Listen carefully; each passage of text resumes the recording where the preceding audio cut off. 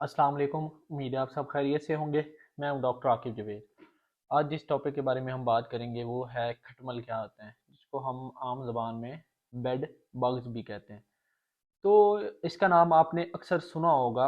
Mostly ये उन जगहों पे होते हैं जहाँ पे ज़्यादा सफाई का ख्याल नहीं रखा जाता है।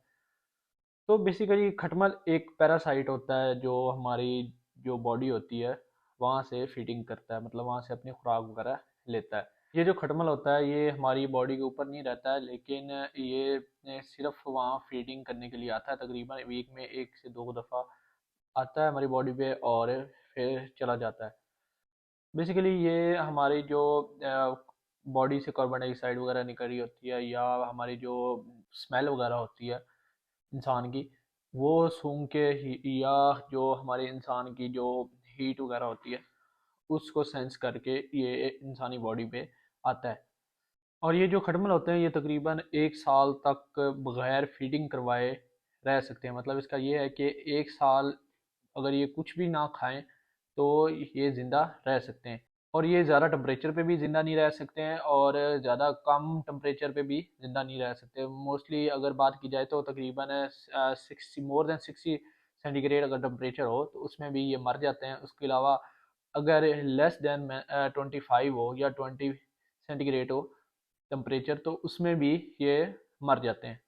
ये मोस्टली जो हमारे घर के फर्नीचर होते हैं या जो मैट्रेस वगैरह होते हैं जहाँ पे हम सोते हैं या बिस्तर वगैरह जो होते हैं उनमें ये अक्सर पाए जाते हैं। मॉर्निंग में ये उन जगहों में चले जाते हैं और रात को ये इंसान की बॉडी पे आ जाते हैं। ये मोस्टली उन जगहों पे पाए जाते हैं जहाँ पे सफाई का ज़्यादा ख्याल नहीं रखा जाता है।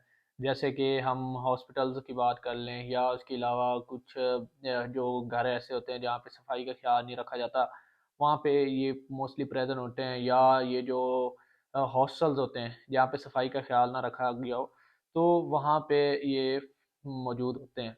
जब ये बाइट करता है तो आपको कोई ख़ास सिम्टम वगैरह नहीं फ़ील हो रही होती है, क्योंकि इसकी जो बाइट में कोई ज़्यादा इतना जहरीला मादा वगैरह नहीं होता है। तो इससे आपको कोई इतना सिम्टम्स वगैरह शो नहीं होती। बस ये होती है कि आपको ख़ारिश वगैरह बॉडी पे फ़ील होती है। उसके अलावा अक्सर कुछ बंदों के स्किन पे रैश टाइप बन जाते हैं इसके काटने से, वरना मोस्टली इतना पता नहीं चलता है खटमल्स का। सिर्फ यही होता है कि आपको ख़ारिश वगैरह बार बार हो रही होती है। मोस्टली वो लोग जिनको एलर्जी होती है इससे, तो उनमें ये आपके जो बॉडी पे काफ़ी रैश वगैरह बन जाते हैं।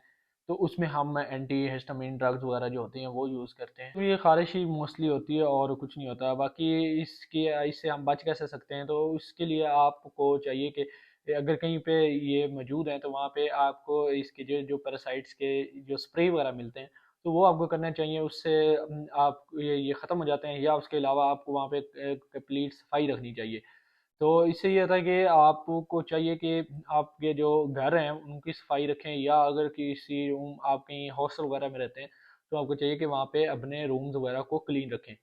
उम्मीद है आपको इसके बारे में क्लियर हो चुका होगा।